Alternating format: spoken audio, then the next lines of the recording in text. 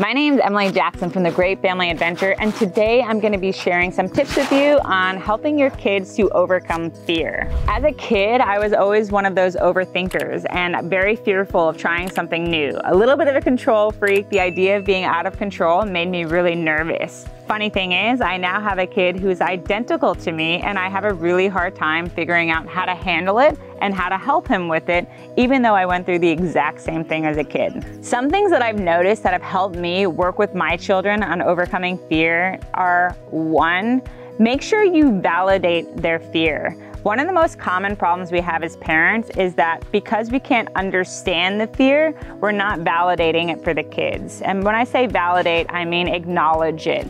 Give it some attention. So the kids may say, this is really scary, and you could say, well, this isn't scary, but to them it still is scary, and they no longer think that you understand or that you're listening to them. And once that happens, it can be a lot harder to regain your kids' attention and also regain their trust when you're telling them that they can do something hard. Once you've acknowledged their fear, a lot of times I approach this by saying, how to acknowledge fear. When you're trying to acknowledge a fear with your kid, one way to do that is to simply say, okay, I understand how that can be scary.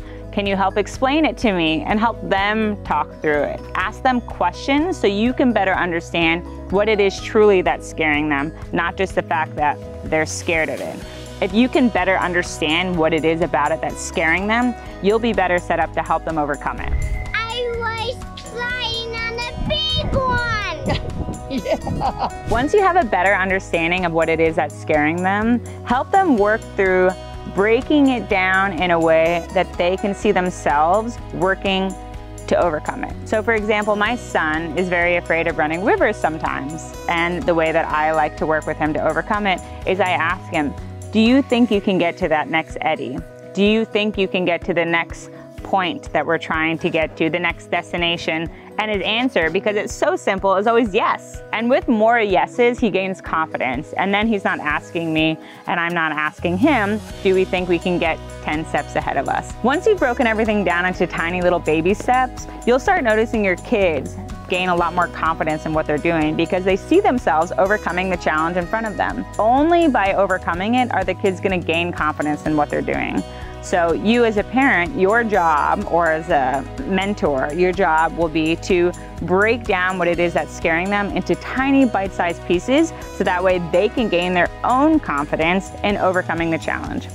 Another way to help your kids overcome fear is repetition. If they only do something once a year, you only take them rafting or biking once a year, it's going to build up into something else. They're, not used to what to expect. Most of kids' fear is just fear of the unknown. You have to remember that when they're doing these things, they haven't had as much experience. So therefore, they don't know what to expect. And that gives them some anxiety, which then leads to the fear. So by trying to find times where you can make something a little more repetitive, say go biking once a month, go biking once a week, go hiking, go kayaking, whatever it is that your kid's scared of, going down a bigger slide. Even if it's something really simple, try to find some form of repetition. Just like riding a bike, the more that they do it, the easier it is for them to just get back onto it. Go get ice cream after this. One of the last points that I want to share with you when it comes to overcoming fear is that you need to also make sure that you're approaching their expectations and your expectations with an open mind. Often when we go into something and we're surprised by our kids being afraid, the reason that we push them or get frustrated ourselves is because our expectations of the day, the adventure, or whatever it is that we're doing gets in the way of us being able to parent them in the best way possible. The reason that I say this is because for me, with my family being kayakers and my son getting into kayaking, my expectation of the day is we're going to have this beautiful day running the river.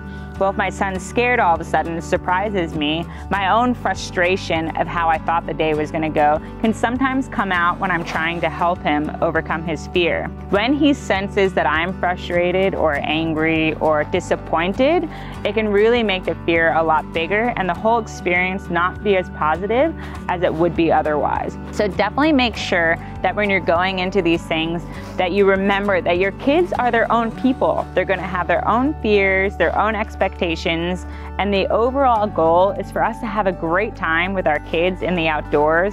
So make sure that you remember that when you're parenting them, lecturing them, helping them overcome their fear. The overall goal is for everyone to have fun, because that's what's going to make more adventures possible for you and your family in the future. Every once in a while when you tell your kids, it's okay, we don't have to do that, it'll make them more inclined to try other things moving forward in the future. And the reason being is because once they know they commit or they're forced to go do something, that they do have some say. If they feel like they never have any say in what they do and don't do, the chances of them being more enthusiastic about going on more adventures is slimmer. So be sure to remember that by giving your kid just a little bit of control in their decision making, it'll make them feel like they can decide whether or not to go on the adventure, and if they are committed to the adventure, what things they will and won't do. So by giving just a little bit of power to your kid, it can help.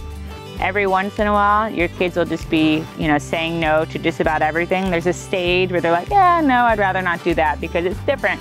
So there is gonna be some pushing, and you are gonna have to push them outside of their comfort zone, but also think about some ways to reward them for that. For example, hot chocolate, different treats, a movie that they're dying to watch. Just think of something that your kid would really look forward to and add that as an incentive to help get them outside of their comfort zone or get them outside and on an adventure with you and your family.